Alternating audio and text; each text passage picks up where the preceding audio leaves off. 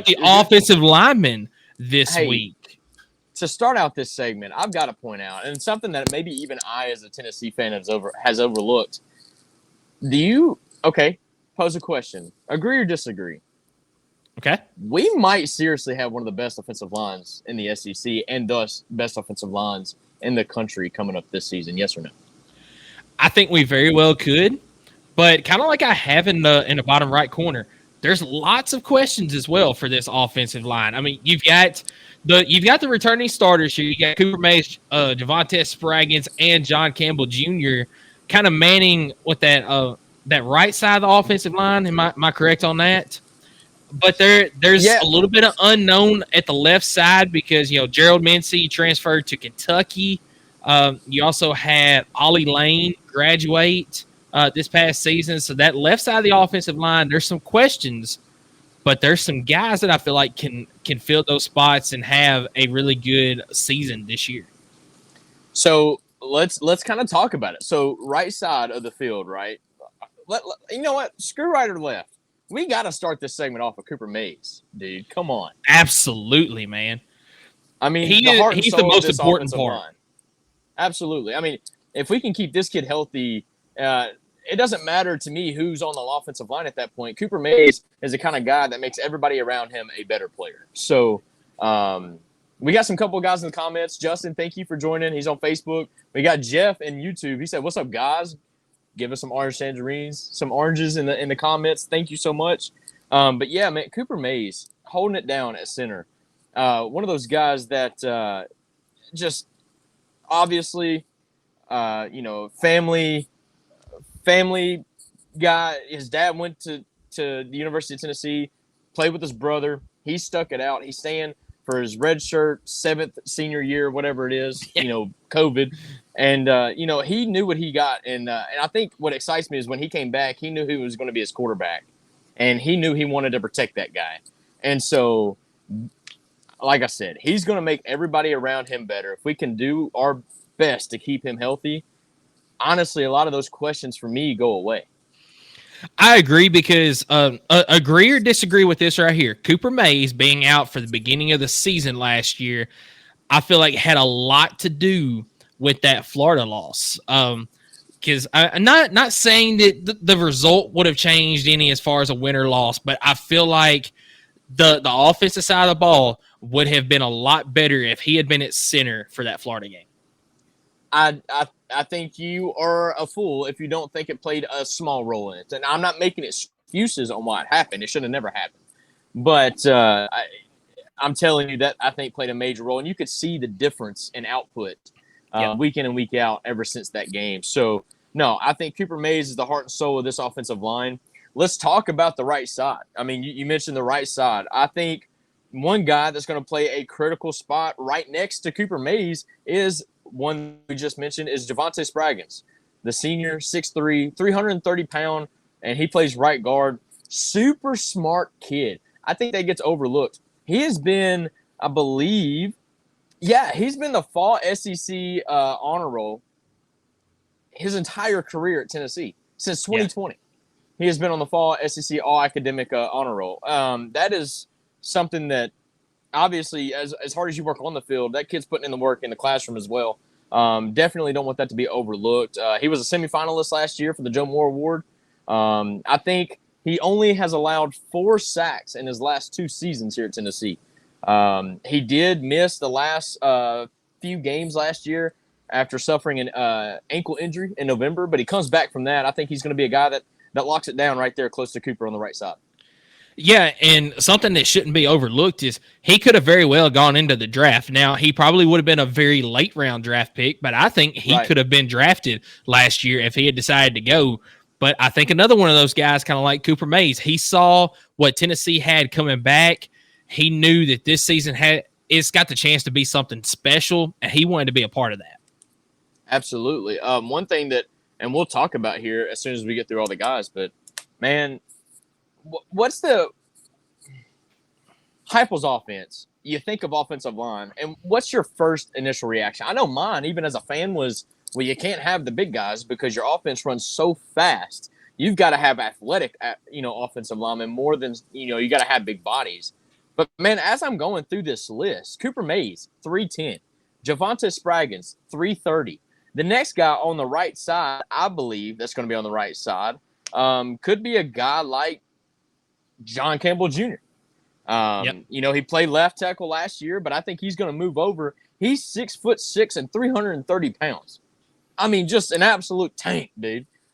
He only allowed 1 sack in the 2023 season after playing 538 snaps. So, I mean, you're talking about a guy that you know is going to be able to protect your quarterback. I think John Campbell Jr. is your guy, and I'm telling you, the size that I'm seeing on this list for offensive linemen, I think can seriously hold down any defensive end or any defensive line in the country, and they're going to have to. They're playing the SEC. That's what it's all about. Yeah, you know, you mentioned an athletic offensive line, and you know that's kind of what you would think with the Josh Heupel offense is you need some fast guys that can, you know, they can move up front. But you know, after seeing the offense work the first few years, you just need guys that can maintain a good pace, that have that good stamina out there. They don't have to be the athletic type guy. They just need to do their job for a few seconds and make sure that they can get up to the line in time for that next snap. And I feel like you've got the guys this year that can do that. And you mentioned they're bigger guys. They're SEC type linemen. That's what you need. They just have to do their job. I feel like that's a little bit easier for guys this size.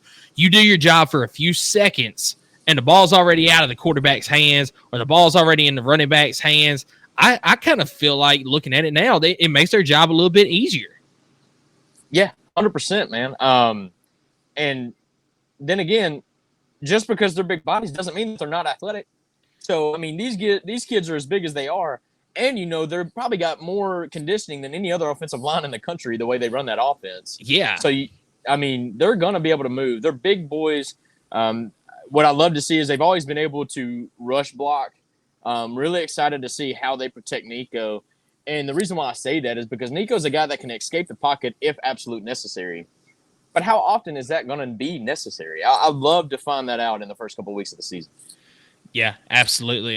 Now, a guy that I feel like is going to start, or if not, he's going to be the first one off the bench on the left side. It's got to be transferred Lance Hurd. You know, he transferred from LSU not because he wasn't good at LSU. It's because LSU has got a good offensive line. And he just kind of saw the writing on the wall that, hey, I'm not going to be one of the main guys. I can go somewhere else and get some playing time. And I absolutely think that Lance Hurd is going to be, if he's not a starter, like I said, he's going to be the first one to come in and give one of these guys a break if needed. He's, I mean, dude is another one of those bigger guys. He is 6'6", 340 pounds. I mean, dude is no pushover, and I think that he's absolutely going to take one of those spots on the left side. No, I honestly think he is going to be the expected starter there at left tackle. So you'll have, obviously, John Campbell Jr. at right tackle, Lance Hurd at left tackle. As you mentioned, big guy. He was on the 2023 all-freshman team in the SEC. He was the second highest rated offensive tackle in the portal last year. 159 snaps, I believe he played with LSU, and he did not allow a single snap as a freshman. Yeah. So really excited to see what this kid comes in. I mean, he kind of took over the orange and white game. If y'all didn't see that, check it out. I think this kid is absolutely a plug-and-play guy holding down at left tackle. Here's another guy that I think could be that guy right next to Cooper, though, at left guard. And that's a guy that, honestly, we probably forgot about a little bit. It's Andre Carrick. Andre Carrick, the senior, 6'6", 314-pound left guard. He started the first 4 games last year after transferring in, I think, from Texas, I believe. If I missed that up, you're correct. So sorry. All right, thank you. I've lost my notes. This was at the point where I had to quit because I was worried about the stream. But, yeah, I think he transferred in from Texas. He started the first 4 games immediately under Tennessee and unfortunately had a season-ending lower leg injury. I think that's a guy that probably got healthy over the offseason, and he's ready to plug right back in. And so we talked about this, right? Cooper Mays, 310. Let's see, Javonte Spraggins, 330. John Campbell Jr., 330. Andre Carrick, 314. Dude, we're averaging. Lance Hurd, 340. Lance Hurd, 340. We are averaging no crap almost a 330-pound offensive lineman this year. That is That's pretty absurd. Yeah, and let's look at a couple other guys that I feel like could be in the running for one of those spots, and will definitely be one of the first ones off the bench. You got Dane Davis, redshirt senior 100%. offensive lineman, 6'7", 333. He's probably our biggest guy. Yeah. And then you got Jackson Lampley, 6'4", 325. And he'll be the backup. He'll be a guard backup for sure. He was such a big piece last year when people got bumped up bruised. Jackson Lampley probably played more than anybody last year. But he was just one of those guys that just really uber talented, very smart as well. Jackson Lampley, a lot like Javonte Spraggins, his entire career at Tennessee, he's been on the SEC Fall Academic Honor Roll. So these guys, again, you look at the guys that Josh Heupel is trying to recruit, obviously uber talented, very big, very smart, very smart. I mean, I'm talking about even in the classroom. I mean, so you're going after the right kids as well, knowing where they're putting their ethics and whatnot. And Jackson Lampley, 100%, just like Dane Davis, you're going to see these guys rotate in and out. This offensive line, 100%, is going to be subbing in and out, just kind of like the defensive line. You're probably even going to have packages set up. If you have a pass pro or a big rushing attack, on the next drive, you're going to see definitely some differences. But, man, that's kind of the first 7 that we talked about. But we got a lot of freshmen coming in as well. We do, because I before we get into those freshmen, I want to mention, you take Lance Hurd off the table. He's a true sophomore. But look at the rest of the guys that we just mentioned right here. All right, you got Cooper Mays. He's a senior, and you mentioned like on his 6th or 7th year, whenever you consider the COVID years and all that. You got Dane Davis, redshirt senior. Andre Carrick, senior. John Campbell Jr., redshirt senior. Jackson Lampley, redshirt senior. Javonte Spraggins, senior. I mean, it's a lot of experience up and down the line right there. Guys that know the system, they know how to play ball. You mentioned they are smart, and then you combine that with the freshmen that we have on this team coming in.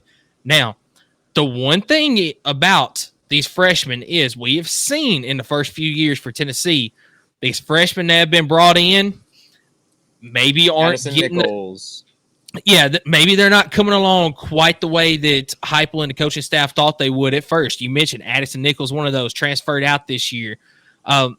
Felt like he should be playing, but he wasn't coming along the way Heupel and the coaching staff thought that they should be. But I feel like we've got we got a good group of freshmen and some sophomore offensive linemen on the team this year, as well as some going to be here for next season. Yeah. Jeff came in and said, Sham at left guard. Hey, absolutely. The redshirt freshman, 6'7", 330 pounds. I mean, he has a redshirt freshman, could absolutely rotate in at the left guard, if not start at the left guard. We have no idea until fall camp how much of a step he's taken over the spring. At least I don't have that intel. But as of right now, I got to go off the guys that played last year and probably had that start locked down, and unfortunately due to injury, because I'm telling you, our offensive line got banged up. But our offensive line this year is so deep, man. I'm so excited about this. You mentioned the seniors and the redshirt seniors and the 7th-year seniors and the 15-year seniors. They all wanted to come back. I know, I'm sorry. They all wanted to come back for a redshirt freshman quarterback. I mean, what does that say about how Nico's been able to win over this locker room? Yeah, absolutely. That says major things about Nico, about the other guys that have been brought in. I mean, they want to be a part of what could be a very special year for Tennessee football. And I think that says even more for Josh Heupel in a world where you've got guys, they're either wanting to transfer out to a better situation or they're wanting to go to the pros as quick as they can. You've got guys wanting to come back for 5th, 6th, and 7th years. And like you said, some of them even 15 years. So, but I think it says a whole lot for the Tennessee program. Oh, yeah. But, dude, let's talk about some of our big boys, because we got some big boys on this roster that I don't think is going to play. I don't think they're going to start, and I don't even know if they'll be rotational pieces this year. But, man, I tell you what, you're talking about a depth piece for the years to come. I mean, a guy that I want to look at, just the biggest guy I think that's on the offensive line is Messiah Riddick, the redshirt sophomore, 6'5", 350 pounds. Just a guy that's kind of been around the program, kind of waiting his turn, seeing where he fits. I think maybe he could lose a few pounds just to kind of be a little bit more athletic. I mean, obviously, you're being asked to run a lot as an offensive lineman in this offense, but one of those guys that wouldn't surprise me if people get banged up if we have to see some pieces come in. Yeah, and I think another guy that could also see some time, and some of these guys will definitely see time in the chat games, the UTEP games, stuff like that. But another 100%. one that I'm really looking forward to, Vyson Lang, redshirt Yes. freshman offensive lineman, 6'4", 340. I've heard a lot of good things about this kid. Might not see a lot of time this year, but I think he's one of your future guys on this offensive line. Just like Bennett Warren. You're talking about a true freshman, 6'7", 342 pounds. That dude from Houston, Texas, by the way. I mean, you're talking about a guy that you're wanting to kind of groom the right way and make sure he sticks around. Bennett Warren excites me a lot for the future of this offensive line. Yeah, absolutely. And then you've also got names like William Satterfield. He's a true freshman from Barberton, Ohio. Dude, he needs to get a little bit more weight on him, I believe. He's 6'3", 300 pounds. So he could be that athletic guy that you're talking about, but I feel like to have a lot of success in the SEC, you need to put on about another 15, 20 pounds, get closer to that, 320 mark. But, true freshman, dude, he's got a lot of room for improvement, a lot of room to put in or put on that extra weight and learn from these guys in front of him. Yeah, absolutely. There's so many freshmen on this list. It's going to be hard to get through all of them. But a guy like Gage Ginther, true freshman, 6'5", 310 from Colorado. This staff did a really good job targeting the offensive line this last year, and I think they're doing a great job again this year. I mean, look at where we are with the recruiting class, and look at who we're trying to pick up. I mean, we're trying to pick up the number one rated left on the board, at least, David Sanders, offensive tackle. This recruiting staff or this coaching staff has really made it a priority to beef up this offensive line. And man, they have really done it the last 2 years. Yeah, and you mentioned David Sanders. We'll talk a little bit more about him towards the end, but we've seen a lot of crystal balls. He could be coming to Tennessee. He's on Rocky Top this weekend for a recruiting visit, his last one before he decides to make his decision on where he's going to go to school. But I'll just go down the list real quick of those that we hadn't hit. So let's see. You mentioned Messiah Reddick. We got Jeremiah Hurd. He's a true freshman from Rome, Georgia. Dude is 6'8", 320. So another big size guy. Aiden Bussell, redshirt freshman from Mount Juliet, Tennessee. You've also got Trevor Duncan. He's a redshirt freshman from Knox Catholic. Bennett Warren, you might have mentioned him. Yes, I mentioned him. Yep. Yes, 6'7", 342. Gus Hill, redshirt sophomore. He's actually from our neck of the woods. Fayetteville is where he comes from. 6'4", 301. Max Anderson is a freshman from Frisco, Texas. Jesse Perry, a freshman from Middle Tennessee Christian. Brian Grant, he's a redshirt sophomore from Fort Walton Beach, Florida. Larry Johnson III, 6'7", 348. He's a transfer. Like that kid. Yeah, he's a transfer from Hutchinson, Kansas. I think like that kid a lot. Yeah, this guy, he might not get much time this year, but I think next year he's definitely going to take one of those starting spots if he makes the jump like what we think he will. And I believe that takes care of everybody. So, we got a lot of experience. We got a lot of youth on this team. I think we've got a good mix, though. And I think that this, you mentioned it, this could be one of the best offensive lines in the SEC, which would make them one of the best in the country. But there's also that other side of it. We hope it doesn't come to this, but you could have some injuries. You could have some guys maybe not take that step forward like you think you would. And you could see Tennessee's offensive line be middle of the pack towards the bottom of the pack. That's why I say there's a lot of questions on the offensive line. Yeah. The only thing that scares me more than anything, but honestly, I think it's so stacked and so deep, it's not going to be that big of a problem. But we just went through that whole list. There's not a single junior on the offensive line. Yep. We missed a complete class there. So, but then again, you've got 7, 8, 9 seniors. You got 10,000 freshmen. I tell you what, and you got some true or you got some redshirt freshmen and redshirt sophomores in there as well. This offensive line, I'm not trying to get clicks when I say this.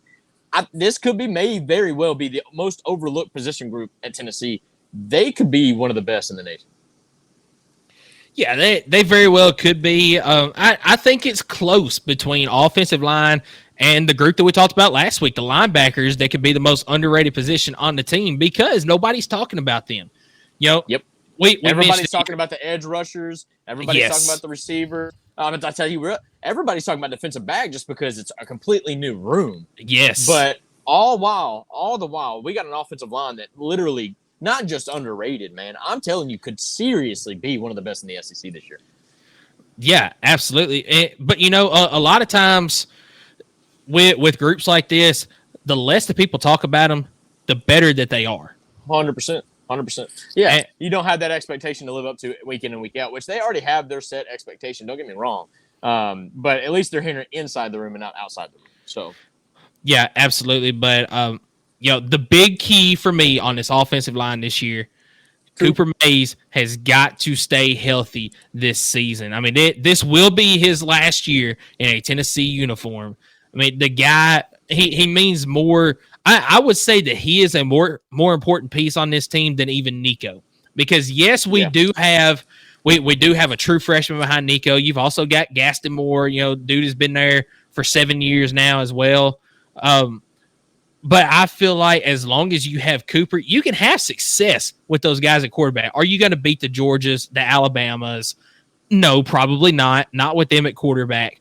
But I feel like you can give yourself a chance as long as you have Cooper Mays on that line as your main guy there. He is the biggest piece of this offense. And when he decided to come back, we got so excited about it. Oh, 100%. And even if something were to happen, look, it's football. It could happen.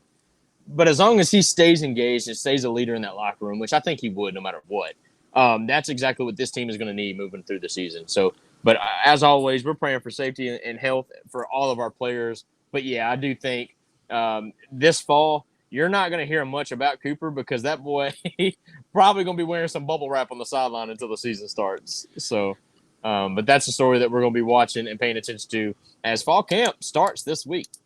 We didn't even talk about that. Man, I'm so excited. We are at 34 days now until it's football time in Tennessee, and we appreciate those that have been looking at the posts that we have been putting on the Vol Fanatics 100%. Page on Facebook and Twitter. I did miss a day or two here and there, and I put some up late, but I'm trying to get one of these up every day. Give you some interesting facts from Tennessee football, and kind of coordinate those with how many days we have left. So, do you have anything else on the offensive linemen before we move forward to our second segment? No, man. I'm really excited about the group of guys that's going to be protecting Nico and giving him hopefully every tool that he needs around him to be able to succeed this year. Yeah, Justin, really appreciate that. There is a couple of them that I'm having a little bit of trouble finding something, but before we get there, I'm going to find something to post that day. But really appreciate you commenting that. It makes me feel better posting those. So yeah. I appreciate you doing it, man. It's been that's all Michael, by the way, everybody listening and watching live. That is all Michael. I try my best to share it when I can, but Michael does so much behind the scenes for us, and I never want that to be underappreciated. Michael, I appreciate everything you do, man. Awesome. Oh, well, I appreciate you, man. Hey, you do a lot more than you think you do. So I appreciate the work that you do as well.